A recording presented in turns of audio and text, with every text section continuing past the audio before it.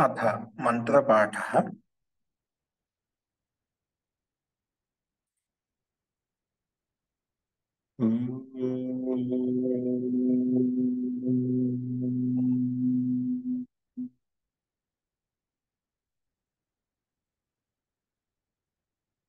सहनाववतु सहनौ भुनक्तु सह वीर्यं करवावहै तेजस्विनावधीतमस्तु मा विद्विषावहै।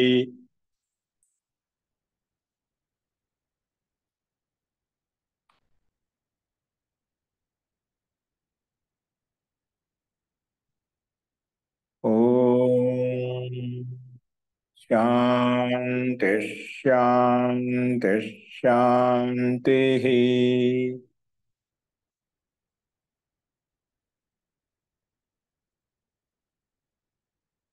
सर्वेभ्यो नमः। అందరికీ నమస్కారం అండి। నమస్తే మహోదయ।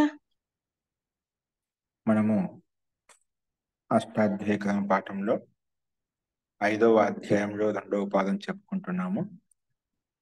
అందులో నిన్న 49వ సూత్రం వరకు మనం చూశాము।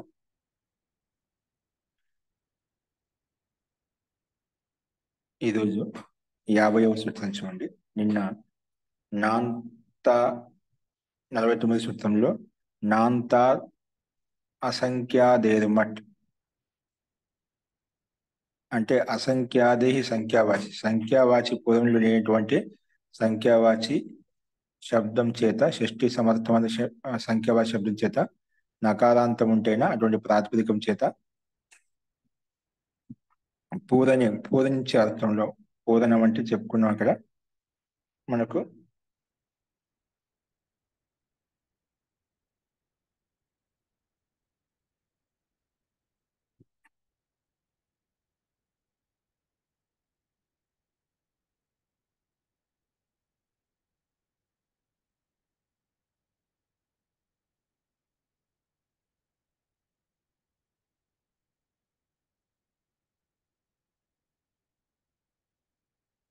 పూర్యతే అనేనేది పూరణం, ఏదైతే పూరించబడుతుంది, దేని ద్వారా అయితే పూరించబడుతుందో సంఖ్య పూర్తి చేస్తామో ఏదైనా కానీ ఉపలక్షణంగా ఒక తీసుకున్నాం, దాని ప్రకారం అన్ని చోట్ల తీసుకోవాలి।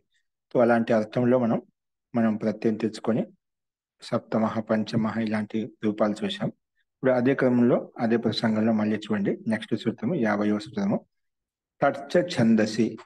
తట్చ ఛందసి, తట్ ప్రథమ విభక్తి ఏకవచనం, చ అవ్యయపదం, ఛందసి సప్తమి విభక్తి ఏకవచనం।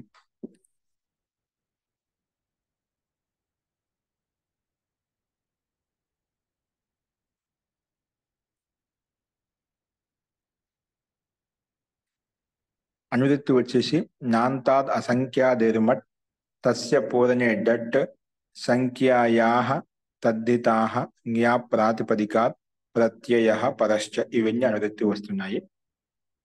అర్థః అసంఖ్యాదేః షష్ఠీ సమర్థాత్ సంఖ్యావాచినః, అసంఖ్యాదేః షష్ఠీ సమర్థాత్ సంఖ్యావాచినః నాంతాద్ ప్రాతిపదిక, సేమ్ పైన కండిషన్ ఇక్కడ వచ్చింది।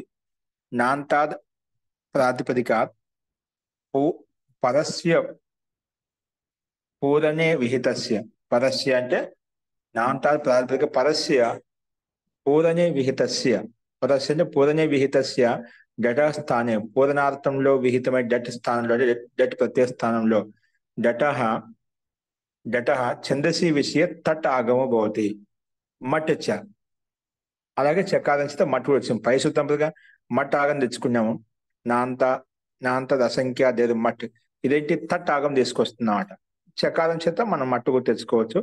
ఈ రకంగా తట్ ఆగం విశేషం ఛందసి విషయంలో మాత్రమే తీసుకోవాలి। అందుకే డట పూరణే విహితస్య డట ఛందసి విషయే తట్ ఆగమ భవతి మట్ చ, అలాగే మట్ కూడా వస్తుంది పైనుంచి అని ఇది ఈ సూత్రం యొక్క అర్థం చెప్పుకున్నాం। కానీ సంఖ్య ఆదిలో లేనటువంటి అటువంటి సంఖ్య, ఏ సంఖ్యకైతే ఆదిలో ఇంకో సంఖ్య ఉండదో అటువంటి సంఖ్య ఆదిలో లేనటువంటి షష్ఠీ సమర్థవంతమైన సంఖ్యావాచి నకారాంత ప్రాతిపదికం చేత పూరణ అర్థంలో వచ్చినటువంటి డట్ ప్రత్యయం ఏదైతే ఉందో ఆ డట్ ప్రత్యయ స్థానంలో తట్ ఆగం వస్తుంది, అలాగే డట్ కూడా వస్తుందని చెప్పి మనం చూసాం.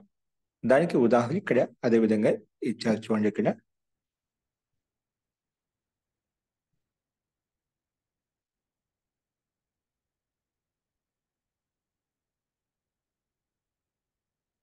ఉదాహరణ వచ్చేసి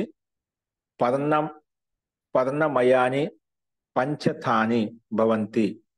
పర్ణమయాని పంచథాని భవంతి అంటే పంచతః సప్తతః, ఇవి తట్ ప్రత్యయం వచ్చినప్పుడు పంచతః సప్తతః అని చెప్పి ఉదాహరణ మనకు సిద్ధించాయి ఇక్కడ.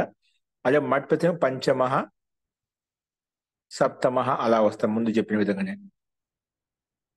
పంచమం ఇంద్రియం అస్య అపాక్రామన్. పంచమం ఇంద్రియం అస్య అపాక్రామన్. ఇక్కడ మనకు పంచన్ ప్రాతిపదికం చేత మనకు తట్ ప్రత్యయం తెచ్చుకుంటాము. ముందు డట్ ప్రత్యయం వస్తుంది, ఆ డట్ ప్రత్యయంతో పాటు ఏమొస్తుంది ఛందస్సు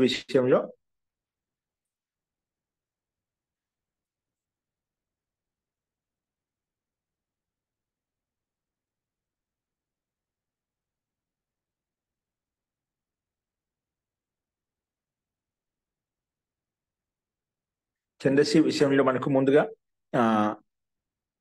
తట్ ఆగం వస్తుంది, కానీ దానికంటే ముందుగా తస్య పోయిన డట్ ప్రకారం డట్ తెచ్చుకుంటాము. డట్ తెచ్చుకున్న తర్వాత మన ప్రకృతి సూత్రం ప్రకారంగా మట్ ఆగం వస్తుంది, తట్ ఆగం వస్తుంది అన్నమాట.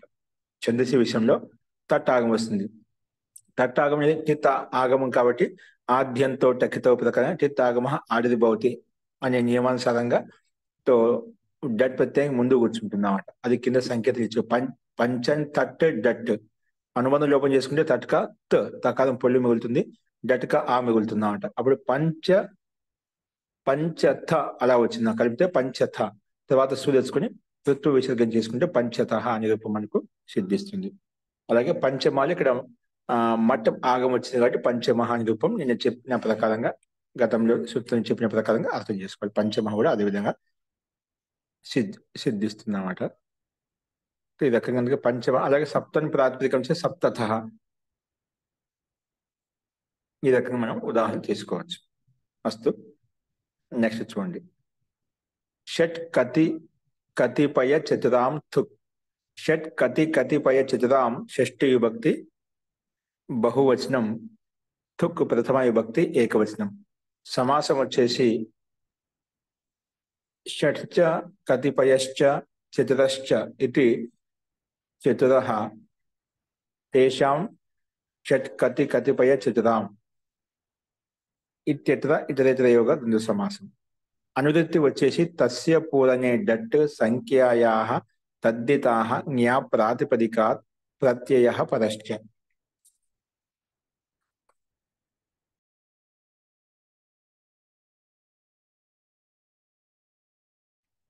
ఇవన్నీ మనకు అనువృత్తి వస్తున్నాయి సామాన్యంగా.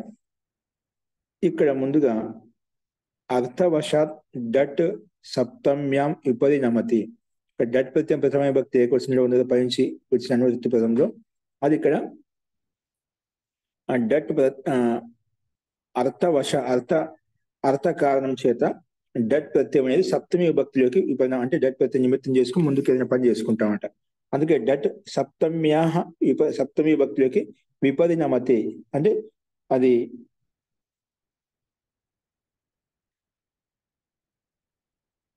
जी అలాగే అస్తు శుభం భూయాత్. తో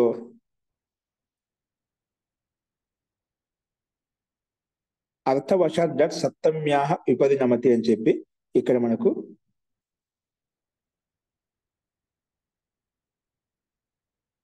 ప్రథమ విభక్తి సప్తమి విభక్తి విపరిణామం చెందుతుంది అని చెప్పే విషయాన్ని ఇక్కడ సంకేతించబడింది. ఎందుకంటే అర్థం అదే విధంగా తీసుకోబడింది కాబట్టి. చూడండి, అర్థ షట్ సూత్రంలో ఉండే పదాలు తీసుకోండి. షట్ కతిపయశ్చ. షట్ షట్చ కతిశ్చ కతిపయశ్చ చతురశ్చ ఇది చతురః తేషాం చతురం. అక్కడ మనం విగ్రహవాక్య రూపంలో విడగొట్టడం సమస్త పదాన్ని ఈ రకంగా సమాసం చేసుకున్నాము, ద్వంద్వ సమాసం చేసుకున్నాం. ఇక్కడ అదే పదాలను తీసుకొని ఇక్కడ సూత్రార్థం చెప్పబడుతుంది. షట్ కతి కతిపయ చతుర్ ఇది ఏతేషాం పూరణార్థే, ఇది ఏతేషాం పూరణార్థే, పూరణార్థంలో డటి పదతః, పూరణార్థంలో డటి పదంగా ఉన్నప్పుడు తుక్ ఆగమ భవతి. డటి పదతః తుక్ ఆగమ భవతి అంటే అప్పుడు ఏమవుతుంది, ప్రాతిపదికానికి వస్తున్నాం. ఇక్కడ ఏమొస్తుంది, తుక్ ఆగము ప్రాతిపదికానికి వస్తున్నాం. అంటే కతి కతిపయ చతుర ఇత్యేతేషాం పూరణార్థే డటి అని డటి ప్రత్యయం పక్కన ఉంటే అప్పుడు దాన్ని నిమిత్తం చేసుకుని పూర్వంలో పనిచేసుకుని తస్మిన్యతి నిర్దిష్ట పూర్వస్య ప్రకారంగా అది సప్తమి విభక్తికి పరిణామం చేసుకుని డట్ ప్రత్యయం పక్కన ఉన్నప్పుడు ఈ తుక్కాగం వస్తుంది. తుక్కాగం ఎక్కడ వస్తుందంటే ఆద్యంతో టకితో అనే సూత్ర నియమానుసారంగా కిత్ ఆగమ ఆదిర్భవతి, కిత్ ఆగమ తుక్కుడు కిత్ కనిపిస్తుంది కదా, కకారం అనుబంధ లోపం వదనం కనిపిస్తుంది అన్నమాట. కాబట్టి అది అంతిమంలో కూర్చుంటుంది. అందుకే కతికి పక్కన కూర్చుంటుంది అన్నమాట. కతిపైకి పక్కన చతురు శబ్దానికి తర్వాత దాని వెంటనే దాని పక్కనే కూర్చుంటుంది అన్నమాట. కాబట్టి ఈ రకంగా మనకి ప్రకృతికి మనం తుకాగం చేసుకున్నాం అనమాట. అది విశేషం ఇక్కడ.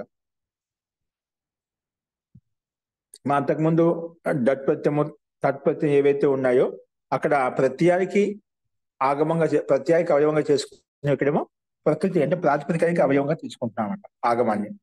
అది ఇక్కడ చూపించబడింది. చూడు, షట్ కతి కతిపయ చతుర ఇది ఏతేషాం పూరణార్థే డటి పరత పక్కన ఉండే అందుకే సప్తమి విభక్తి ఉపరిణామం చేయాల్సి వచ్చింది అన్నమాట. ప్రథమ విభక్తి ఉంటే మనకు వచ్చేది కాదు. అది డట్ ప్రతి ఉన్నప్పుడే పూర్వంలో ప్రాతిపదికానికి తుక్కాగం వస్తుంది అన్నమాట. అందుకే అదేవిధంగా ఉదాహరణలు ఇక్కడ మనకు స్పష్టంగా కనిపిస్తున్నాయి. తుక్కాగం భవతి. అస్తు షణ్ణాం పూర్ణ షష్ఠ, నిన్న ఎవరు చెప్పారు, షణ్ణాం పూర్ణ షష్ఠ అంటాం, షష్టమ అన్నాం ఇక్కడ. షణ్ణాం పూర్ణ షష్ఠ, షష్ ప్రాతిపదికం చేత డట్ ప్రత్యయం పక్కన ఉన్నప్పుడు డట్ కనుమతి లోపు చేస్తే ఆ మిగులుతుంది, ఆ ఉంటుంది. షష్ ప్లస్ ఆ. ఇక్కడ మనకు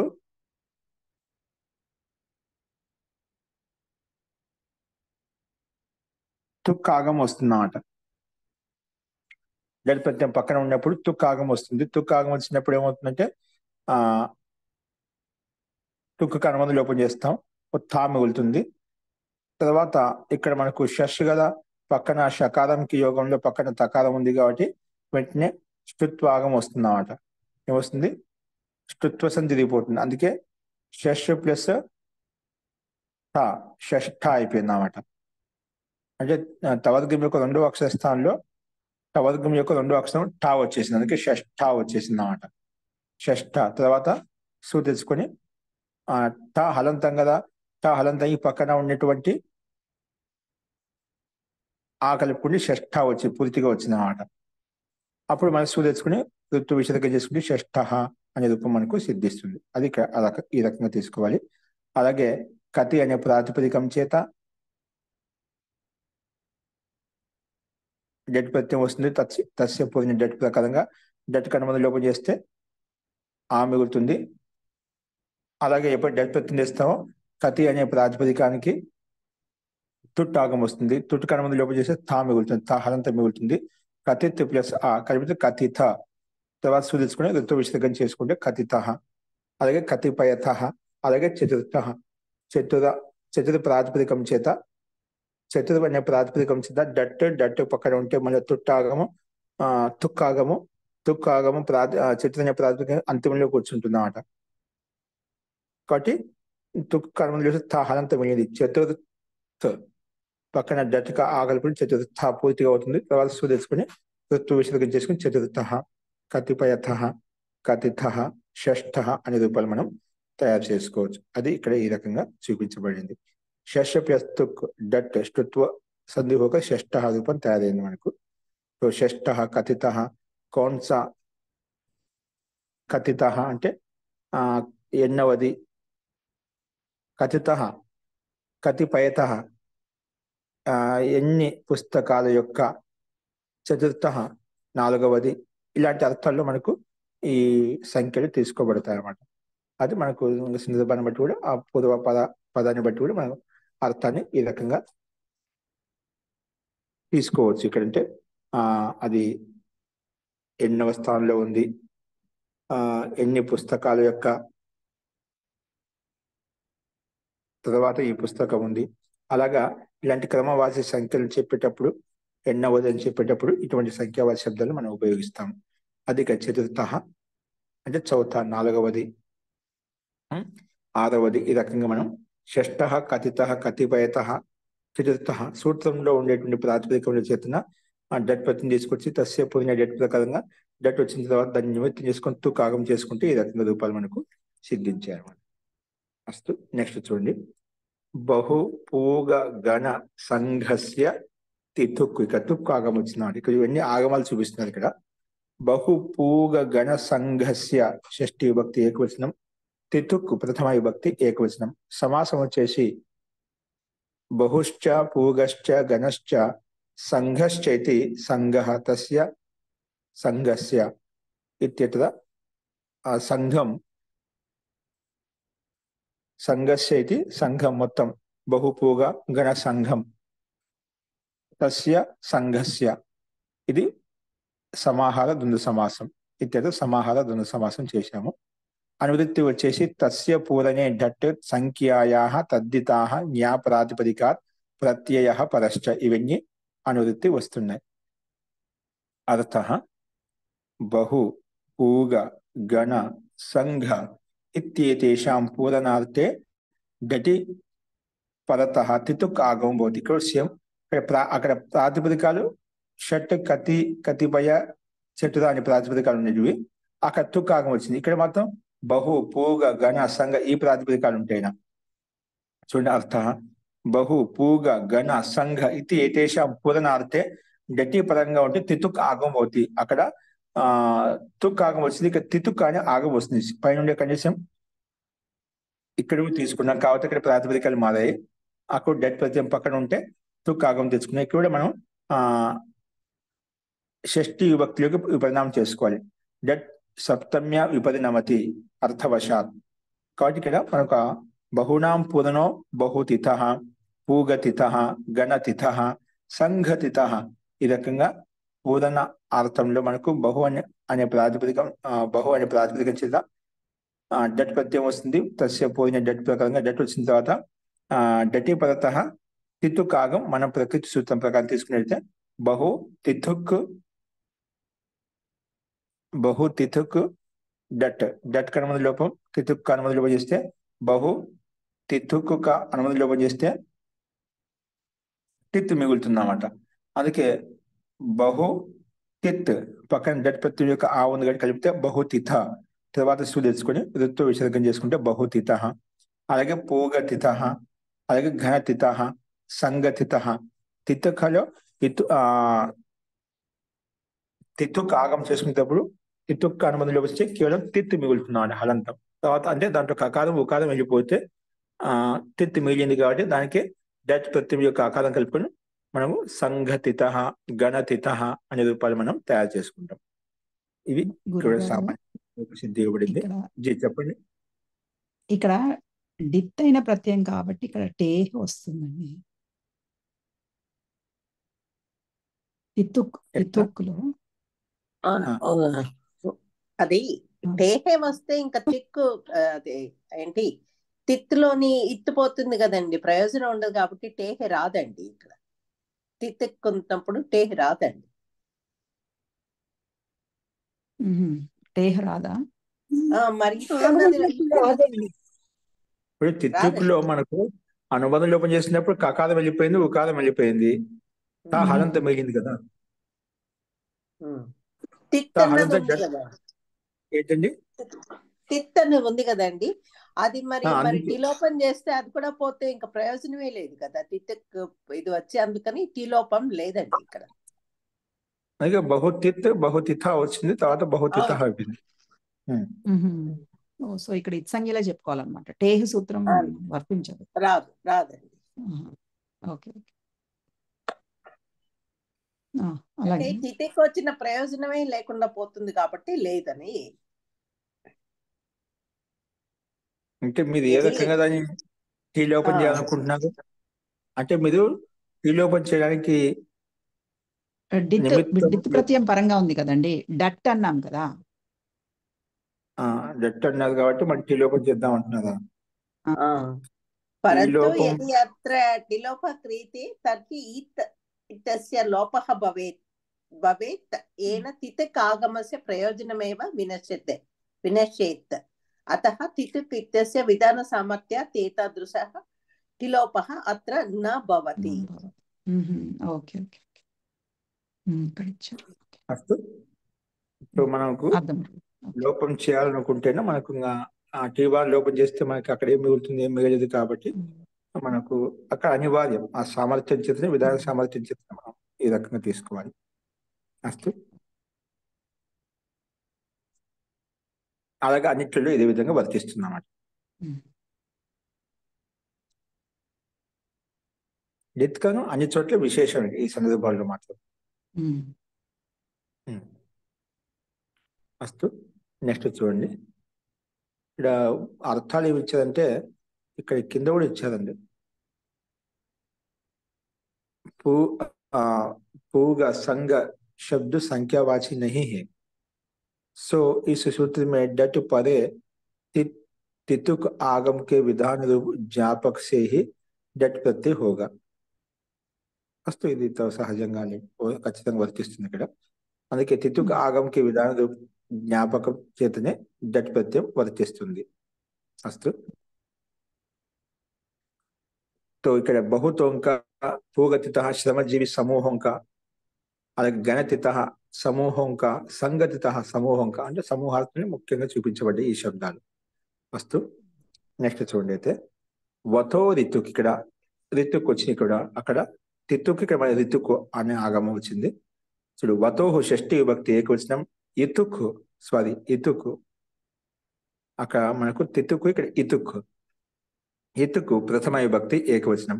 అనువృత్తి వచ్చేసి తస్య పూరణే డట్ సంఖ్యాయాః తద్దితాః జ్ఞా ప్రాతిపదికాత్ ప్రత్యయః పరశ్చ, ఇవన్నీ అనువృత్తి వస్తున్నాయి.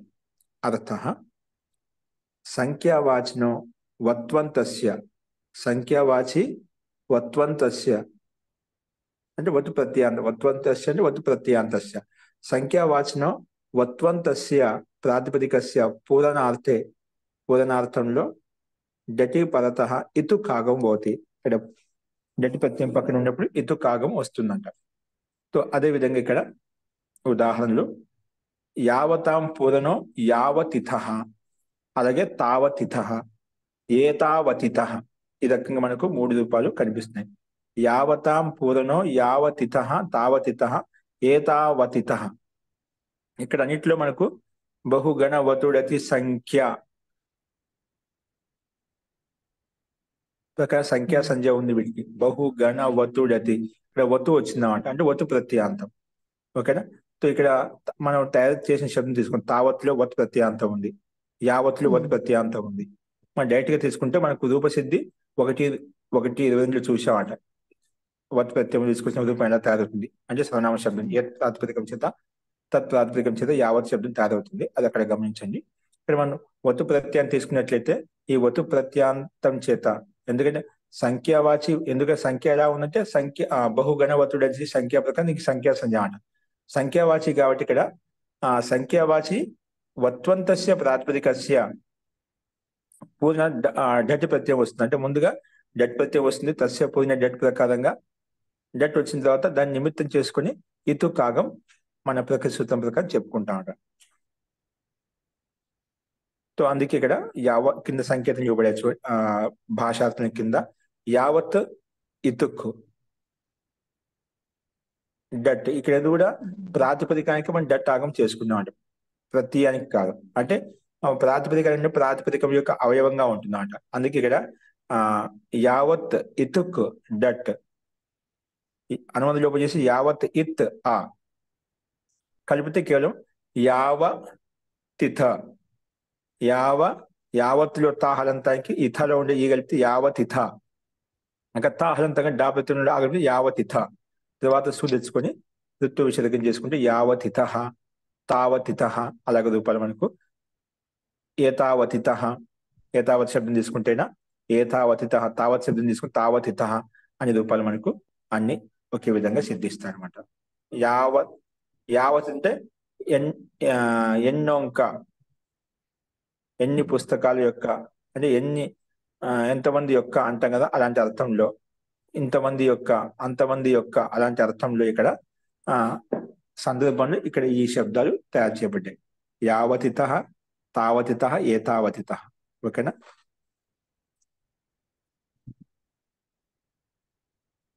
చూడు రూపసిద్ధత సామాన్యంగా కనిపిస్తుంది అక్కడ. నెక్స్ట్ ఇసి ప్రకారం తావతిత ఉత్నోంక, ఏతావతిత ఇతనోంక. ఇంతమంది యొక్క, అంతమంది యొక్క, ఎంతమంది యొక్క అలాంటి అర్థంలో మనం చూసాం. నెక్స్ట్ చూడండి, ద్వేస్తీయ. ద్వేహి పంచమీ విభక్తి ఏకవచనం, తీయ ప్రథమ విభక్తి ఏకవచనం. రెండు పదాలుగా విడగొట్టుకున్నాం సూత్రాన్ని. అనువృత్తి వచ్చేసి తస్య పూరనే సంఖ్యాయా తద్దితాః జ్ఞా ప్రాతిపదికాత్ ప్రత్యయ పరశ్చ. ఇవన్నీ అనువృత్తి వస్తున్నాయి. అర్థ షష్ఠీ సమర్థాత్ ద్వి ప్రాతిపదికాత్ పూరనే అర్థే తీయ ప్రత్యయో భవతి. సూత్రంలో ఉంది ద్వేహి తీయ, ద్వేస్తీయ అని చెప్పాం. అంటే షష్ఠీ సమర్థవంతమైనటువంటి ద్వి ప్రాతిపదికం చేత, సంఖ్యావాచి ద్వి ప్రాతిపదికం చేత పూరనే అర్థే, పూర్ణార్థంలో సూత్రం ఇచ్చిన ప్రకారంగా విధానం ప్రకారం తీయ ప్రత్యయో భవతి, తీయ ప్రత్యయం వస్తుంది. ఉదాహరణ అదేవిధంగా ద్వయోః పూరణ ద్వితీయ. రెండు సంఖ్యను పూజిస్తుంది ద్వితీయ అంటాం. తీయ ప్రత్యయం వచ్చి సంఖ్యను పూజిస్తుంది ద్వితీయ. అంటే ద్వైన సంఖ్య తీయ ప్రత్యయం వచ్చి ద్వితీయ అనే సంఖ్య పూజించింది అన్నమాట. అందుకే ద్వి ప్రాతిపదికము తీయ ప్రత్యయం అన్నమాట. ఇక్కడ కేవలం మనం కలుపుకుంటేనే ద్వి ప్లస్ తీయ ద్వితీయ, తర్వాత తెచ్చుకుని ఋతు విసర్గం చేసుకుని ద్వితీయ అనే రూపం సిద్ధిస్తుంది. కాబట్టి ద్వితీయ శబ్దం ఎలా సిద్ధిందంటే ద్వేస్తీయ అనే సూత్ర నియమానుసారంగా ద్వితీయ అనే రూపం తయారు చేసుకున్నాం. అస్తు. నెక్స్ట్ వచ్చేసి ఇక తీయ ప్రత్యయం కింద కూడా వస్తుంది. అలాగే త్రేహి సంప్రసారణం చ. త్రేహి పంచమి విభక్తి ఏకవచనం, సంప్రసారణం ప్రథమ విభక్తి ఏకవచనం, చ అవ్యపదం. అనువృత్తి వచ్చేసి తీయ సంఖ్యాయాః తస్య పూరణే తద్దితాః జ్ఞా ప్రాతిపదికాత్ ప్రత్యయ పరశ్చ. ఇవన్నీ మనకు అనువృత్తి వస్తున్నాయి. అర్థ షష్ఠీ సమర్థాత్ త్రి ప్రాతిపదిక, ద్వి ప్రాతిపదికం చెప్తే త్రి ప్రాతిపదిక మూడు సంఖ్య. షష్ఠీ సమర్థ త్రి ప్రాతిపదికాత్ పూరణే అర్థే తీయ ప్రత్యయో భవతి. పూర్ణార్థంలో ద్వి ప్రాతిపదికం చేతనే కాకుండా త్రి ప్రాతిపదికం చేత కూడా పూరణే అర్థే, పూరణ అర్థంలో తీయ ప్రత్యయం వస్తుంది. కాకపోతే తత్ సన్నియోగేన చ త్రేహి సంప్రసారణం చ భవతి. ఎప్పుడైతే తీయ ప్రత్యయం తెచ్చుకుంటామో ఆ ప్రత్యయంతో పాటే తత్ సన్నియోగేన చ త్రేహి సంప్రసారణం అంటే త్రి అంటున్నా కదా, ఆ త్రీకి షష్ఠీ భక్తి త్రేహి వస్తుంది. త్రి శబ్దానికి త్రేహి అవుతుంది. ఈ త్రి శబ్దానికి సంప్రసారణం చ భవతి. త్రేహి సంప్రసారణం చ, దానికి త్రికి సంప్రసారం చేసుకుంటామంట. సంప్రసారణం అంటే ఏమిటి? యజ్ఞ సంప్రసారణం. కాబట్టి అది ఇక్కడ సూత్రంలో ఉదాహరణ చూపించబడింది. ఇప్పుడు త్రయాణం పూరణ తృతీయ. ద్వితీయ శబ్దం ద్వేస్తీయత ప్రకారం తయారు చేసుకున్నాము. తృతీయ శబ్దం ఎలా తయారవుతుందంటే త్రి శబ్దం చేత తీయ ప్రత్యయం చేసుకుంటే త్రి ప్రాతిపదికం అండి. ఇక్కడ ఏంటి త్రి ప్రాతిపదిక. త్రికి త్రి ఎలా వచ్చింది అంటే సంప్రసారణం ప్రకారం వచ్చింది. మామూలుగా ఏంటి సూత్రంలో త్రి ప్రాతిపదిక అంటాం. ద్విలో సమస్య లేదు, ద్వి ప్లస్ తీయ ద్వితీయ అని కలిపేసుకున్నాం. కానీ త్రిలో ఎలా కలుపుకుంటే త్రి మామూలుగా మూల శబ్దం త్రి ప్రాతిపదికం, సంయుక్తాక్షరం. త్రి ప్రాతిపదికం చేత మనం తీయ ప్రత్యయం తెచ్చుకున్న తర్వాత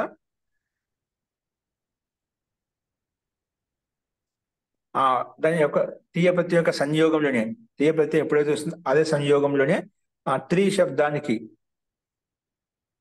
శబ్దానికి వస్తుందంటే సంప్రసారణం వచ్చేస్తుంది. సంప్రసారణం వచ్చేస్తుంది ఈ జ్ఞాన సంప్రసారణం ప్రకారంగా ఇక్కడ ఏముంది? త్రిలో రేపం ఉంది. ఆ రేపానికి ఈ ఊ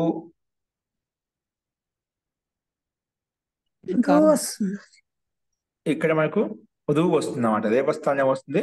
రువు వస్తుందన్నమాట. ఓకేనా? ఇక్కడ మనకు విపరీత ఎనాదేశ సంధికి విపరీతమైన స్థితి వస్తుందన్నమాట. ఓకేనా? సో ఇక్కడ రేపస్థానంలో రు ఆదేశం వస్తుందన్నమాట. రేపస్థానంలో రు ఆదేశం వస్తుంది. అందుకే టు అలంతాయికి ఊ కలుపుకుంటే త్రు రు కలుపుకుంటే త్రు అయిపోయిందన్నమాట. త్రు ప్లస్ తీయ కలిపితే తృతీయ, తర్వాత సూ తెచ్చుకొని ఋతు విషయం చేసుకుంటాం కింద కూడా. కాకపోతే ఇక్కడ చూడండి, త్రీకో రాకో రు సంప్రసారం వచ్చింది. త్రీకో అంటే త్రులో ఉండే రా ఏదైతుందో ఆ రేపానికి వస్తుంది, రు సంప్రసారం వచ్చింది అన్నమాట. సంప్రసారం రు వచ్చిన తర్వాత సంప్రసారణాక్ష ప్రకారంగా ఇప్పుడు త్రీ శబ్దం కదా, అప్పుడు త్రీ శబ్దంలో రేపానికి మాత్రం రువు వచ్చింది, మళ్ళీ ఈ ఎక్కడ పోతుంది అంటే సంప్రసారణాక్ష ప్రకారంగా అది రువులో కలిసిపోయింది అన్నమాట. ఏంటి? సంప్రసారణాక్ష ప్రకారంగా త్రీలో మనం రేపాంశానికి మాత్రమే రువు పెట్టుకున్నాము. మరి ఇక్కడ ఈ కూడా ఉంది కదా, అయ్యి ఏమైందంటే ఎక్కడ సంప్రసారం చేశామో అక్కడ ఆ ముందు రుకారంలో ఈ కాలంలో కలిసిపోతుంది. అందుకే త్రు ప్లస్ తీయ తృతీయ అనే రూపం మనకు సిద్ధించింది అన్నమాట. ద్వి-త్రి శబ్ద సంఖ్యావాచి హీ హే.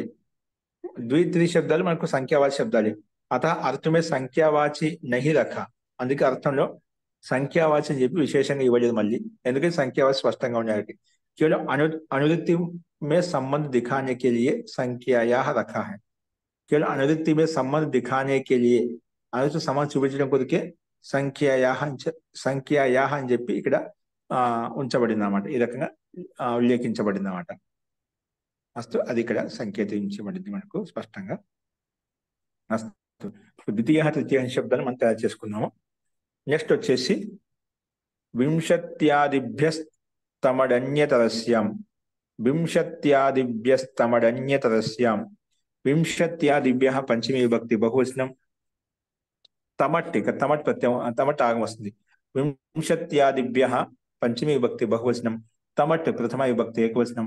అన్యతరస్యాం సప్తమి విభక్తి ఏకవచనం.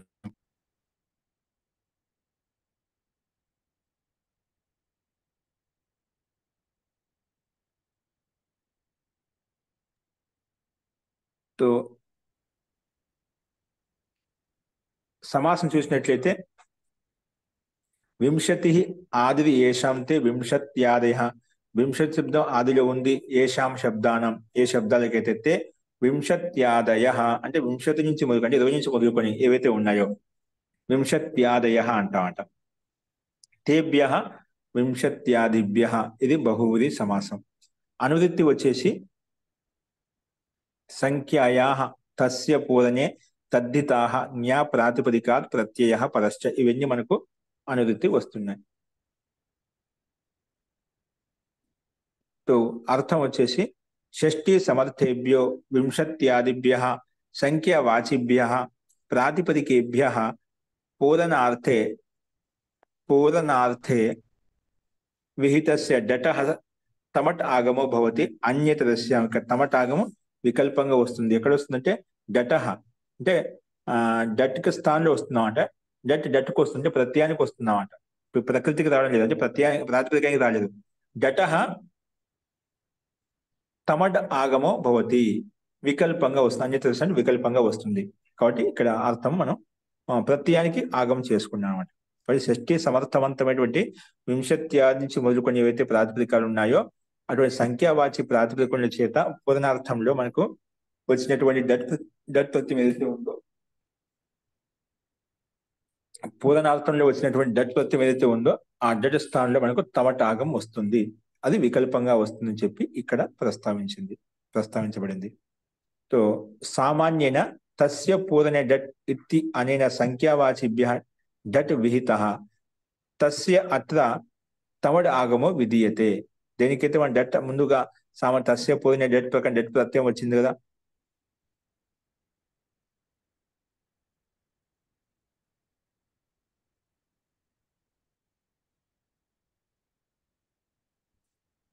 కాబట్టి ఇక్కడ మనకు అదే విధంగా ఉదాహరణ చూపించబడ్డాయి అన్నమాట. అంటే ఇక్కడ చూడండి, మనం ఏం చెప్పుకున్నాం, సామాన్య తస్య పూరణే డట్ ఇత్తి అనే దీని ద్వారా, ఈ సూత్రం ద్వారా సంఖ్యావాచి ప్రాతిపదికం చేత డట్ విహిత డట్ ప్రత్యయం తెచ్చుకున్నాం. తస్య అట్టద తమటాగం విధిత. దీనికి ఆ డట్ ప్రత్యయానికి తమటాగం కూడా విధానం చేస్తున్నామట. అదేవిధంగా ఉదాహరణ ఇచ్చారు చూడండి కింద. వింశతే పూరణ వింశతి తమః. వింశతే పూరణ, వింశతిని పూరించడానికి వచ్చిన ప్రత్యయాన్ని వింశతి తమః అంటామట. వింశతి తమః 20వ. పక్షే వింశ అని కూడా చెప్పవచ్చు. అందుకే తమ వచ్చిన చోట అకారాంతం కూడా ఉంటుంది, తమ తమ మకారాంతం కూడా ఉంటుంది. అందుకే వింశతి తమః తమ తమ తమటాగం తెచ్చుకున్నాం కాబట్టి వింశతి తమః కూడా మనకు వచ్చేస్తుందన్నమాట. సామాన్యంగా వికల్పం చెప్పితే తమటాగం రాదో, సామాన్యంగా అకారం ఉంటుంది కాబట్టి వింశ అని రూపం కూడా మనకు కనిపిస్తుంది అన్నమాట. అందుకే వింశతే పూరణ వింశతి తమః పక్షే వింశ అని కూడా సిద్ధిస్తుందన్నమాట. అలాగే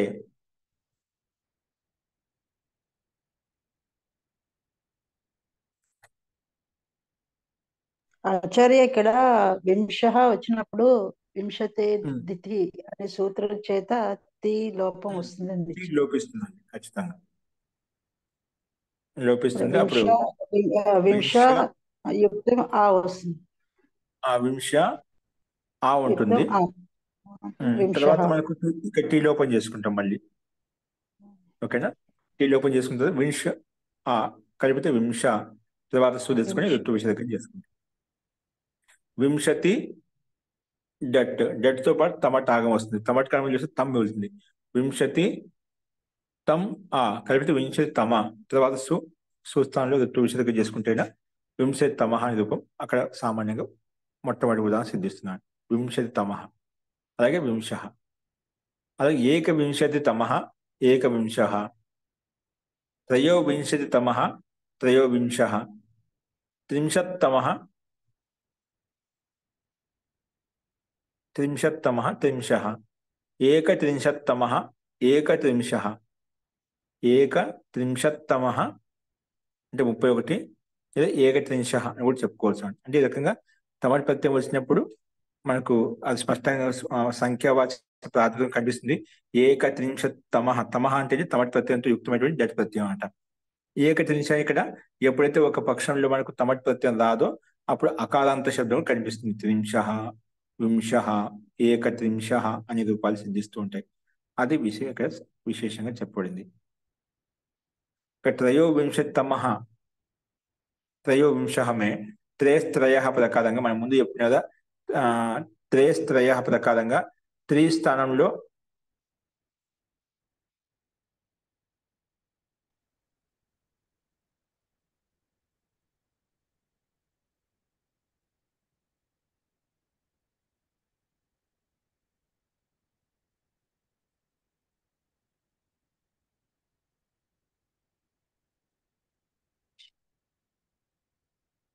కాబట్టి మనకు ఈ రకంగా రూపాలను తయారు చేసుకోవాలి. కాబట్టి త్రింశత్తమః త్రింశః, ఏకత్రింశత్తమః ఏకత్రింశః అనే రూపాలు మనకు సిద్ధిస్తాయి. ఇక్కడ మనకు త్రయోవింశలో త్రేస్త్రయ ప్రకారం మనకు త్రేస్ ఆదేశం వస్తుంది అన్నమాట. త్రేస్ ఆదేశం వస్తుంది కాబట్టి త్రయోవింశః, త్రీకి త్రేయస్ ఆదేశం వచ్చింది, త్రయోవింశః వచ్చిందన్నమాట. లేకపోతే తమటాగం వస్తుంది, త్రింశత్తమః వస్తుంది. లేకపోతే ఒక పక్షంలో పైన చెప్పిన ఆ ప్రకారం అనిర్దేశం అంటుంది కాబట్టి కాని పక్షంలో త్రింశః అంటే అకారాంతం ఉంటుంది కాబట్టి తీసుకొని ఋతు విషేదకం చేసుకుంటే సామాన్యంగా త్రింశః అనే రూపాయలు మనకు సిద్ధిస్తాయన్నమాట. త్రింశః, త్రింశత్తమః, త్రయోవింశః అనే రూపాయలు మనం అది త్రయోవింశలో మాత్రము త్రయస్త్రయ ప్రకారం త్రయస్ ఆదేశం అది మనం గమనించాలి. అలాగే త్రయోవింశత్తమః ఇంకోటి త్రయస్ ఆదేశం వచ్చిందంట. త్రయోవింశతి తమః,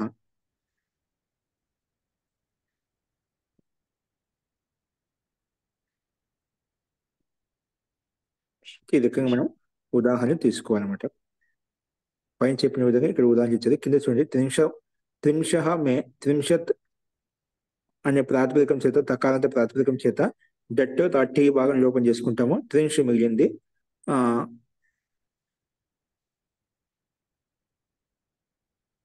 తర్వాత డట్ ప్రత్యయం యొక్క ఆకారం కలుపుకొని త్రింశ అలాగే తెచ్చుకొని ఋతు విసర్గం చేసుకుంటే త్రింశః అనే రూపం మనం తయారు చేసుకోవచ్చు.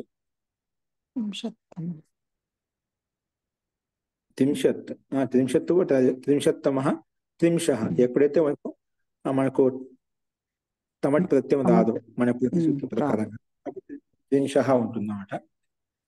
త్రింశ తర్వాత డట్ ప్రత్యయం కలుపుకొని త్రింశ అనే రూపాన్ని మనం తయారు చేసుకోవాలి. అస్తు. ఇందులో యొక్క సందేహం ఉందా? అస్తు. నెక్స్ట్ చూడండి, తమట్ అనుగతి కింది వరకు వస్తుంది. మళ్ళీ నిత్యం శతాది మాసార్ధ మాస సంవత్సరాచ. నిత్యం శతాది మాసార్ధ మాస సంవత్సరాచ. నిత్యం ప్రథమ విభక్తి ఏకవచనం. ఇక్కడ అన్నింటిలో వింశతి రూపం ఎప్పుడు వచ్చిందో మనకు 3 రూపాయలు. వింశతే పూర్ణ వింశతితమ పక్షే వింశ, ఏకవింశతితమ ఏకవింశ అంటే 20 అంటే 20వ అని అర్థం వస్తుంది. 21వ అలా వస్తుంది అన్నమాట. 30వ త్రయోవింశతితమ త్రయోవింశతి అంటే 23వ. అలాగా మనము ఆ క్రమ సంఖ్యను మనం బోధించుకుంటాం అన్నమాట. అస్తు, అది గమనించండి. నెక్స్ట్ చూడండి, నిత్యం ప్రథమ విభక్తి ఏకవచనం. శతాది మాసార్ధ మాస సంవత్సరాచ. ఇదంతా ఒకే పదంగా తీసుకున్నాం. మాస సంవత్సరాత్ పంచమి విభక్తి ఏకవచనం. చ అవ్యయపదం. సమాసం వచ్చేసి శతం ఆదిరి ఏషాం తే శతాదయ. శతాదయశ్చ మాసశ్చ అర్ధమాసశ్చ సంవత్సరశ్చ. మొత్తం కలిపితే శతాది మాసార్ధ మాస సంవత్సరం సమస్త పదం. తర్వాత తస్మాత్ సంవత్సరాత్. ముందు బహుళ సమాసం చేసాం, తర్వాత ద్వంద్వ సమాసం చేసాం. అందుకే బహుళీ గర్భ సమాహార ద్వంద్వ సమాస అని చెప్పి చెప్పుకున్నాం. అస్తు.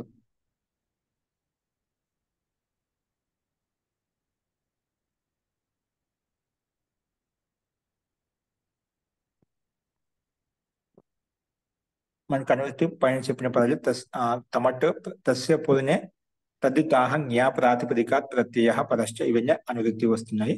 అర్థః షష్ఠీ సమర్థేభ్య శతాదిభ్య ప్రాతిపదికేభ్యో మాస.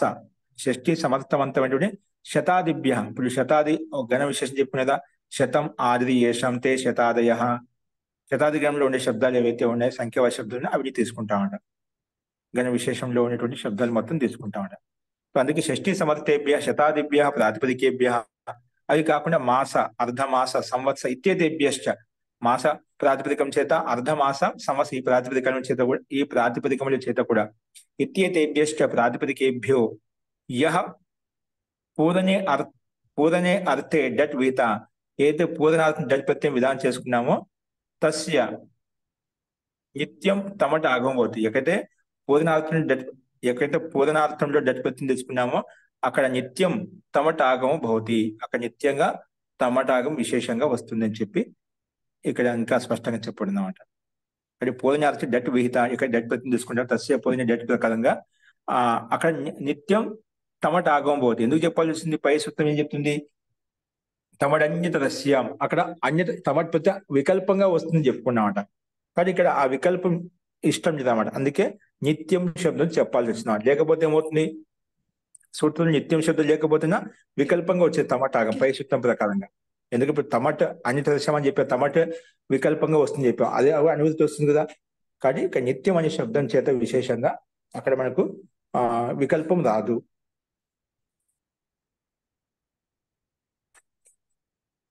అది ఇక్కడ మనం అర్థం చేసుకోవాలి. ఫస్ట్ ఉదాహరణ అదేవిధంగా శతస్య పూర్ణ శతతమ సహస్రతమ లక్షతమ. శత ప్రాతిపదికం చేత మనకు డట్ ప్రత్యయం వస్తుంది. డట్ ప్రత్యయం రాగానే తమటాగం వస్తుంది అన్నమాట ప్రత్యయానికి. అందుకే శత తమట్ డట్ అనువది లోపల చేసే డట్క ఆ మిగులుతుంది, తమట్క తమ్ మిగులుతుంది అన్నమాట. తర్వాత కలుపుకుంటే శత తమ అవుతుంది అన్నమాట.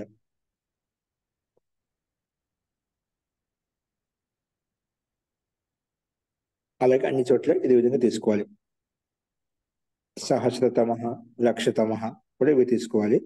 అలాగే మాస ఇప్పుడు ఇవి శతాది గణంలో శబ్దాలు చెప్పిన తర్వాత శతం సహస్రం లక్ష అని సంఖ్యావాచి శబ్దాలతో మనము డట్ ప్రత్యయం తర్వాత తమ్మటాగం చేసినప్పుడు రూపాలు ఎలా ఉంటాయి నిత్యం అని చూశాను. అలాగే మాస, సంవత్సర, అర్ధమాస శబ్దాలతో కూడా మనకు డట్ ప్రత్యయం వచ్చినప్పుడు డట్తో పాటు మట్టాగం వచ్చిన రూపాలు ఎలా ఉంటాయంటే ఇచ్చాయి కింద. మాసస్య పూర్ణ మాసతమో దివస, మాసతమో దివస. ఇక్కడ మాస ప్రాతిపదికం చేత డట్ ప్రత్యయము, డట్ ప్రత్యయ స్థానంలో ఆ వస్తుందని మంది లోపం చేస్తే దానికి తమటాగం కూడా వస్తుంది. కాబట్టి తమటకం మంది లోపం చేస్తే తమ్ మిగిలింది. కాబట్టి మాసతం ఆ మాసతమ తర్వాత సూచించుకుని ఋతు విసర్గం చేసుకున్న మాసతమ దివస. దివస పుల్లింగంలో ఉన్నాడు, అది కూడా అందుకే మాసతమ అని చెప్పి విసర్గం తెచ్చుకున్నాం. సూచించుకొని చూస్తాగా ఋతు విసర్గం చేసుకున్నాం.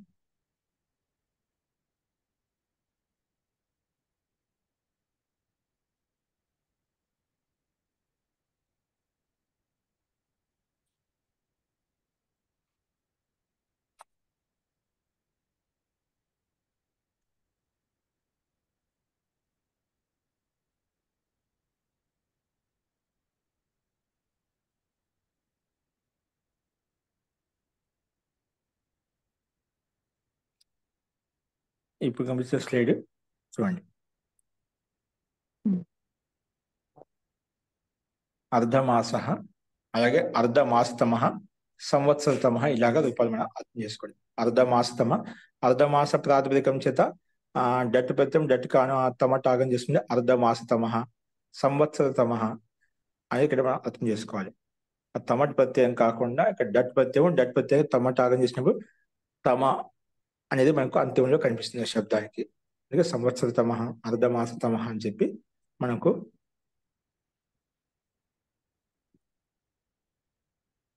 ఇక్కడ ఉదాహరణ ఉల్లేఖించబడ్డాయి. మాసాన్ని పూజించేవాడిని మాసతమ అంటాం. అర్ధమాసాన్ని 15 రోజులను పూజించేవాడిని అర్ధమాసతమ అంటాం. సంవత్సరతమ వర్షిక అంతిమ దినం. సంవత్సరతమ అంటే వర్షం యొక్క అంతిమ దినము. ఆచార్య మాసంలో చివరిది అని వస్తుంది కదండి. ఏంటండి? మాసతమః దివస, మాసతమః దివస అంటే మాసంలో చివరిది అని వస్తుంది, చివరి రోజు అని. మాసతమ మాస్కు పూజన करने वाला अंतिम दिन, దివస చివరి రోజు, అంటే మాసంలో చివరిది.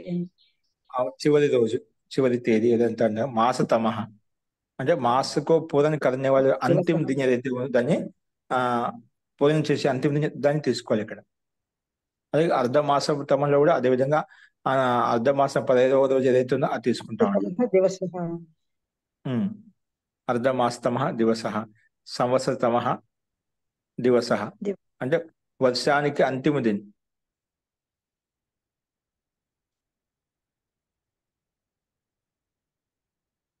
వర్షానికి అంతిమ దినం అని చెప్పి ఇక్కడ మనకు సంకేతించబడింది. కాబట్టి అదే విధంగా ఇక్కడ ఉదాహరణ కూడా ఇవ్వబడ్డాయి అనమాట. ఇప్పుడు డిసెంబర్ 31 అనొచ్చా అండి సంవత్సరతమ? December 31 last day of the year, సంవత్సరానికి అంతిమ రోజు. సంవత్సరతమః దివస అని, సంవత్సరతమ దివస దివస సంవత్సరానికి అంతిమ రోజు అని చెప్పి మనకు రాబోయేప్పుడు ఈ కఠిన నిషేధ దివస్ అని ఈ రకంగా ప్రస్తావించుకోవచ్చండి. మన తెలుగు మాసాలకేమోనండి, సంస్కృత మాసం. అయ్యా అండి ఇప్పుడు మనం ఇంగ్లీష్ లో కూడా మనం వాడుక భాషలో కూడా తెచ్చుకోవాలంటే ఇలాంటి ప్రయోగాలు చేసి తెచ్చుకోవాలి. అర్ధమాసతమ అంటే పౌర్ణమి, అమావాస్య, అవి కూడా అర్థాలు వస్తాయి అన్నమాట. అది విశేషణ బట్టి తీసుకోవాలి. చివరి రోజు అన్నారు కదండి. చివరి రోజు మనకి పూర్ణ అమావాస్యలు అవ్వచ్చు అవ్వకపోవచ్చు కదా. చివరి రోజునే కదండి అనేది, 15వ రోజునే కదా. అంతే కదా. పంచమి డేట్స్ ప్రకారంగా కాదేమో, అమావాస్య నుంచి అమావాస్య వరకు కదా. మనకి తిథులు ఆ విధంగా మనం చూసుకుంటాం. అదే తిథుల ప్రకారం చతుర్దశి నుంచి చతుర్దశి వరకు తీసుకోవాలి. చతుర్దశ దినాంకం తీసుకోవాలి అన్నమాట. అక్కడైనా ఇక్కడైనా 15వ తిథి ఏదైతే ఉందో అది తీసుకోవాలి. పంచదశ్యాం తిథౌ అని అమావాస్యాం తిథౌ అనేది పూర్ణిమాయాం తిథౌ అని చెప్పి అంటే చివరి రోజు అన్నమాట. అంతే కదండి. అంతేనండి. అంటే ఇంక తర్వాత ఇంకేం లేదనమాట. నెల అయిపోయింది, మళ్ళీ కొత్తది మొదలైతే మళ్ళీ ఇది అదే నూతనం అవుతుంది, అంతే ప్రథమం అవుతుంది. ఇది పౌర్ణమి అమావాస్య మన తెలుగు విధిలోనూ సంస్కృత విధిలోనూ. అయితే అస్తు. డిసెంబర్ 31 కాకుండా మన ఉగాదికి వచ్చే ముందు రోజునే అనుకోలేము. అది తీసుకోవచ్చు. సంవత్సరతమ దివస అని ఉగాది ముందు రోజు అనుకోవచ్చేమో. ఉగాది ముందు రోజు అదే ఆ రకంగా తీసుకున్నట్లయితే అలాగ అనుకోవచ్చు. అది తీసుకో ఇప్పుడు December 31 కాకుండా మన ఇది ఉగాదికి ముందు రోజు మన తీసుకుంటాం. సంప్రదాయం తీసుకుంటే మన అదే సంప్రదాయ ప్రకారంగా ఉగాది ముందు రోజు సంవత్సరతమ దివస పాల్గొన మాసంలో లాస్ట్ ఇది చతుర్దశి, నెక్స్ట్ అమావాస్య మొదలు, మళ్ళీ పాడ్యమి మొదలవుతుంది. పాడ్యమి మనకి కొత్త సంవత్సరం కదా, కొత్త సంవత్సరం. మన ఇదిలో మనం చూసుకోవాల్సింది వచ్చేప్పుడు పాల్గొన బహుళ చతుర్దశి అమావాస్య మొదలు, అమావాస్య నుంచే కొత్తది మొదలవుతుంది. అమావాస్య మొదలు చతుర్దశి అట్లా. అంటే మనకి ముందు ఇవన్నీ తెలియదు, ఇప్పుడే తెలుస్తోంది. తమహ అని అంటే ఇది అంటే అంటే అస్తు.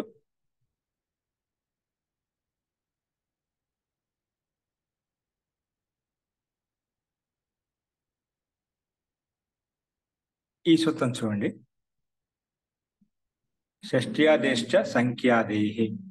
షష్ట్యాదేః పంచమి విభక్తి ఏకవచనం, చ అవ్యయపదం, అసంఖ్యాదేః పంచమి విభక్తి ఏకవచనం. సమాసం వచ్చేసి షష్ఠిర్ ఆదిరి యస్య స షష్ట్యాదిః తస్మాత్ షష్ట్యాదేః. ఇది బహువచన సమాసం అయిపోయింది. సంఖ్య ఆదిరి యస్య స సంఖ్యాది. సంఖ్య ఆదిలో ఉంది ఏ శబ్దానికైతే సంఖ్యాది అంటామంట. అంటే సంఖ్య ఆదిలో ఉన్నటువంటి అటువంటి శబ్దం. సంఖ్య ఆది యస్య స సంఖ్యాది బహువ్రీహి సమాసం. నా సంఖ్యాది అసంఖ్యాది. అంటే సంఖ్య ఆదిలో ఉన్నటువంటి శబ్దం తీసుకోకూడదు. నా సంఖ్యాది అసంఖ్యాది. తస్మాత్ అసంఖ్యాదేహి. ఈ రకం పంచమి విభక్తి ఏకవచనం వస్తుంది.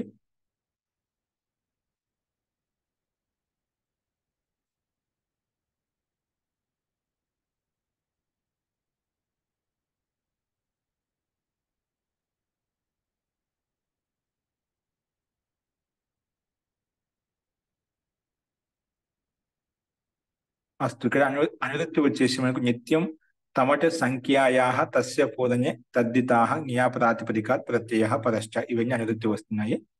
అర్థః షష్ఠీ సమర్థాత్ అసంఖ్యాదేః అసంఖ్యావాచినః. షష్ఠీ సమర్థాత్ అసంఖ్యాదేః సంఖ్యావాచినః. సంఖ్యాపూర్వంలో లేనటువంటి సంఖ్యావాచి ప్రాతిపదికం ఏదైతే ఉందో అటువంటి ప్రాతిపదికం చేత షష్ట్యాదేః షష్ఠిర్ ఆది యస్య స షష్ట్యాదిః తస్మాత్ షష్ట్యాదిః అని చెప్పి షష్ట్యాదేః అంటే షష్ఠీ శబ్దం ఆదిలో ఉండాలంట. తో షష్ట్యాదేః ప్రాతిపదిక, షష్ఠీ శబ్దం ఆదిలో ఉన్నట్టు ప్రాతిపదికం. పరస్య పూరణే అర్థే విహితో యో డట్.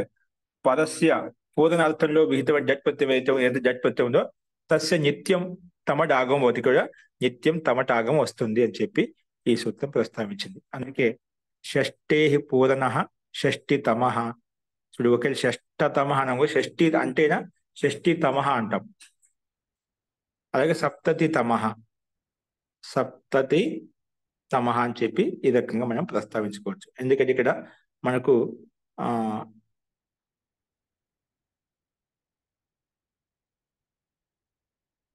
గట్టి వచ్చింది కాబట్టి మనకు షష్ఠేః పూర్ణ షష్ఠితమః.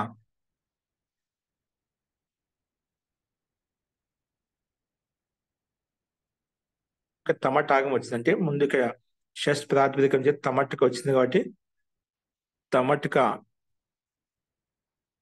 ముందు జట్టుతో పాటు తమటాగం వస్తుంది. తమటక ముందు తమ్ మిగిలింది అన్నమాట. అది షష్ఠిత్తం. అందుకే ఇక్కడ మనకు ఎప్పుడు షష్ఠిత్తం వచ్చిందో అక్కడ షష్ ప్రకారం తమట్లో తకారం ఉంది కాబట్టి వెంటనే ష్టుత్వసం తిరిగిపోతుంది అన్నమాట. ఇది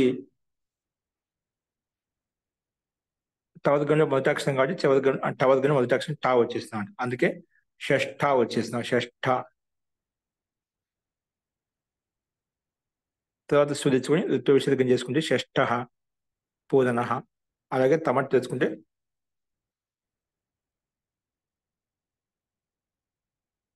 షష్ఠితమః.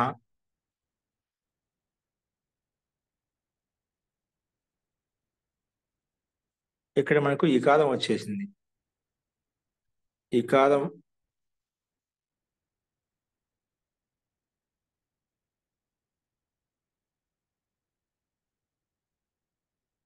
తో సప్తతి ఇక్కడ సామాన్యంగా ఆర్ధాతుకం చెప్పి వలాది ఆర్ధాతుకం చెప్పి ప్రతినిధి తీసుకుంటామా?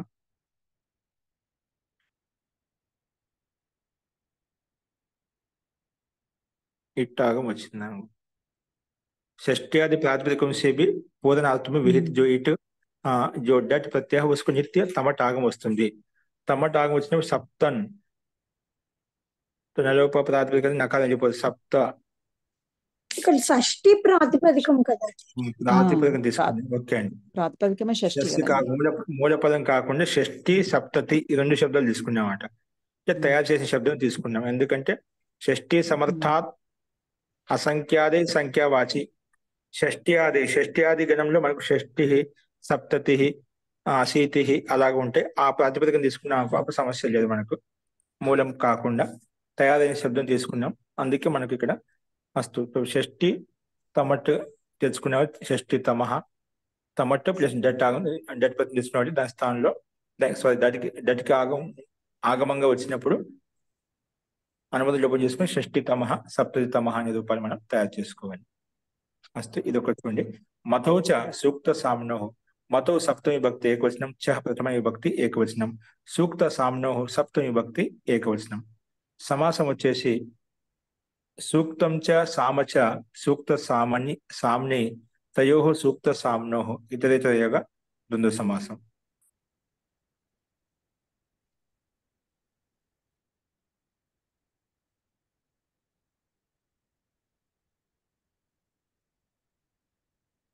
అలాగే అనుదిత పదాలు వచ్చేసి మనకి ఇక్కడ తద్దితాహ జ్ఞాప్రాతిపదికాత్ ప్రత్యయ పరశ్చ ఇవన్నీ అనుదితి వస్తున్నాయి. అర్థ ప్రాతిపదిక మాత్రాత్ మత్వర్తే ఛ ప్రత్యయో భవతి. ప్రాతిపదిక మాత్రం చేయాలనే తీసుకోవచ్చు. ప్రాతిపదిక మాత్రాత్ మత్వర్తే ఛ ప్రత్యయో భవతి. ఛ ప్రత్యయం వస్తుంది. కానీ ఎప్పుడు వస్తుంది? సూక్తే సామని చ అభిధేయే. సూక్తే సామని చ అభిధేయే. సూక్త్ और సామ అంటే సామవేదిక మంత్రిక గాన్ సామవేద యొక్క మంత్రాలు ఏవైతే ఉండో ఆ మంత్రగానం సామగానం ఏవైతే ఉండో ఇక్కడ సూక్త సామ్ని తయోహు సూక్తము మరియు సామ వాచ్య అవిధేయాత్మక సూక్తం ఉండాలి లేదా సామగానం అవిధేయాత్మకంగా ఉండాలి, విద్యమానంగా ఉండాలి. అప్పుడు సూక్త సామనీచ అవిధేయ విద్యమానంగా ఉంటేనా ప్రాతిపదిక మాత్రం చేత ఏ ప్రాతిపదికం చేత మత్వర్థంలో మతు అర్థం అంటే మతు ప్రత్యయం యొక్క అర్థంలో ఏమొస్తుందంటే ఛ ప్రత్యయం వస్తుంది. ఇది విశేషంగా ప్రస్తావించబడింది. కానీ అర్థం సూక్త అర్థగమ్యమానంగా ఉండాలి, సామవేదం యొక్క గాన విశేషం విద్యమానంగా ఉండాలి. అప్పుడు ఆ సందర్భంలో మనకు ఛ ప్రత్యయం వస్తుంది అని చెప్పి ఈ సూత్రం ప్రస్తావించింది.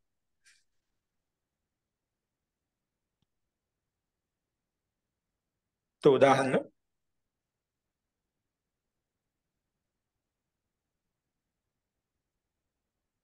అస్య వామీయం సూక్తం అస్య వామ శబ్దో అస్మిన్ అస్తి ఇది అస్య వామీయం సూక్తం. అస్య వామి సూక్తం అంట.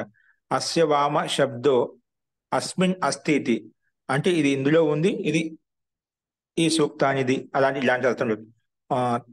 ఇక్కడ వతు యొక్క అర్థం ఏంటి? తదస్య తస్మిన్ ఇది మతు అనమాట. ఇది దీనిది, ఇది ఇందులో ఉంది ఇలాంటి అర్థంలో తదస్యాస్మిన్ అని షష్ఠి సప్తమి భక్తి యొక్క అర్థం వస్తుంది.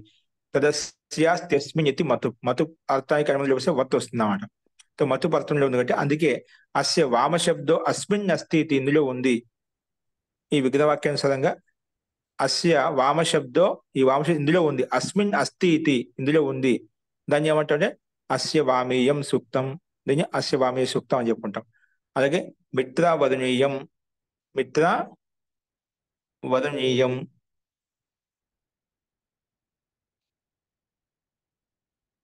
వాజపేయీయం కూడా ఇలాగే వస్తుందేమో కదా.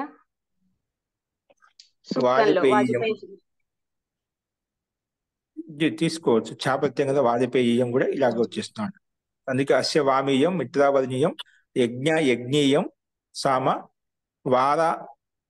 వారవాంతీయం సామ. అది ఒకే సూక్తమై ఉంటే లేదా సామగానం అయి ఉంటేనా అక్కడ వాజపేయి అక్కడ సామగానం చెప్తుంటాం కాబట్టి అది చూడాలన్నమాట. అది వాస్తవంగా సూక్తంలో యుక్తమై ఉంటే లేదంటే సామగానంతో యుక్తమైంది అనుకోండి, అక్కడ కూడా వారవాంతీయం యజ్ఞం ప్రకారంగానే వాజపేయం ప్రకారం కూడా మనం తీసుకోవచ్చు. కానీ ఈ రకంగా మనకు వారవాంత ప్రాతిపదికం చేత యజ్ఞ ప్రాతిపదికం చేత మిత్రావరణ ప్రాతిపదికం చేత ఇక్కడ రెండు కూడా ఇవి ప్రాతిపదిక మాత్రం మత్తు యొక్క అర్థంలో మనకు ఛాప్రత్యయం వచ్చింది. ఛాప్రత్యయం వచ్చిన శాస్త్రం ఈ ఆదేశం వస్తుంది కాబట్టి ఈ ఆదేశం శాస్త్రం ఈ ఆదేశం వస్తుంది కాబట్టి అది కలిపేసుకుంటే ఎప్పుడు ఎస్ఏ దిశ లోపం చేసి అప్పుడు యజ్ఞీయ వారావాంతీయ మిత్రావరుణీయ వామీయ అనే రూపాలు మనకు సిద్ధిస్తాయి అన్నమాట. తర్వాత సూర్యస్కాయిట్లో చూస్తున్నారు అమ్మి పొదవ చేసుకుంటే వారవాంతీయం యజ్ఞీయం మిత్రావరుణీయం అలాగే వామీయం అనే రూపాలు మనకు సిద్ధిస్తాయి అన్నమాట. అది ఇక్కడ ఉల్లేఖించబడింది. ఇక్కడ అస్య వామీయ సూక్తం ఋగ్వేదంలో 164 సూక్తంలో అస్య వామ శబ్ద పడాహే అస్య వామ శబ్దం ఇవ్వబడింది అన్నమాట. ఎక్కడ ఋగ్వేదంలో ఉండేటువంటి 1వ మండలంలో 164 సూక్తంలో అస్య వామ శబ్దం అనేది అక్కడ ఉల్లేఖించి ఆ మంత్రంలో చెప్పబడింది అన్నమాట. అస్య వామ అస్య వామీయ సూక్త కహాత అందుకే అతనికి అస్య వామీయ సూక్తం అని చెప్పి పేరు పడింది అన్నమాట. అలాగే మిత్రావరణీయం యజ్ఞ శబ్ద జిస్ సామ్ మే హై యజ్ఞ శబ్దం అనేది ఏ సామంలో అయితే ఉందో దాన్ని యజ్ఞీయ సామ అని చెప్పి ప్రస్తావించుకుంటాం. అలాగే అన్ని చోట్ల వారవంతీయం శబ్దం ఇదే విధంగా అర్థం చేసుకోవాలి. ఇక్కడ వారవాంతీయం శబ్ద విషయంలో ఒక టిప్పణి కింద ఇచ్చారు చూడండి. యజ్ఞకు చూపించబడింది. యజ్ఞంలో ఏంటంటే యజ్ఞో గిరా యజ్ఞ ఓ గిరా సామంత్రమే గేయ సామగానిక నామ్ యజ్ఞీ హే. గేయ సామగానిక నామ్ అంటే పాడబడేటువంటి సామగానం యొక్క పేరునే యజ్ఞీయ సామం అంటామంట. ఇసి ప్రకారం అశ్వం నత్వా వారవంతం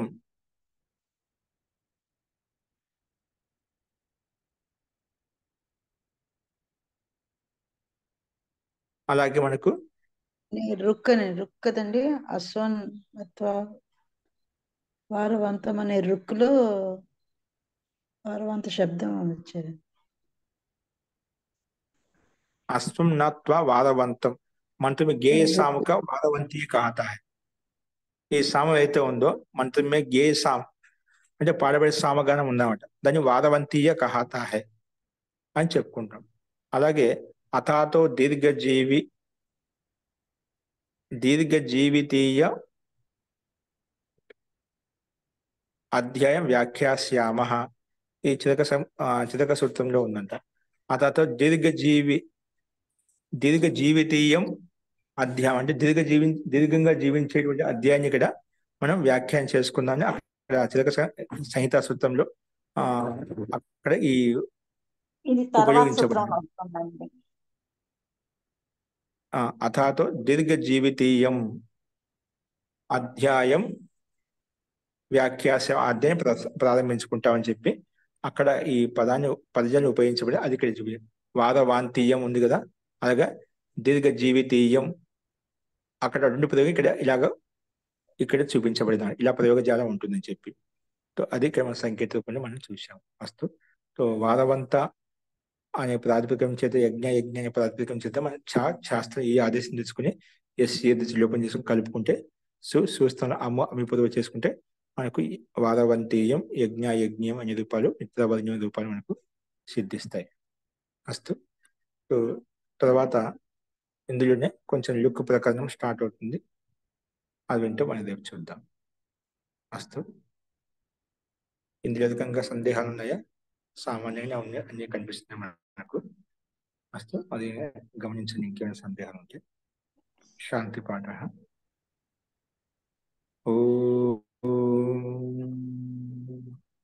సర్వే భవంతు సుఖినః, సర్వే సంతు నిరామయాః, సర్వే భద్రాణి పశ్యంతు మా కశ్చిత్ దుఃఖభాగ్ భవేత్. ఓం శాంతి శాంతి శాంతి. నమస్తే ఆచార్య. అందరికీ నమస్తే నమస్కారం. ఆచార్య, ధన్యవాదాలు. మనము ధన్యవాదాలు రోజు ఆచార్య. వస్తానండి. ధన్యవాదాలు ఆచార్య.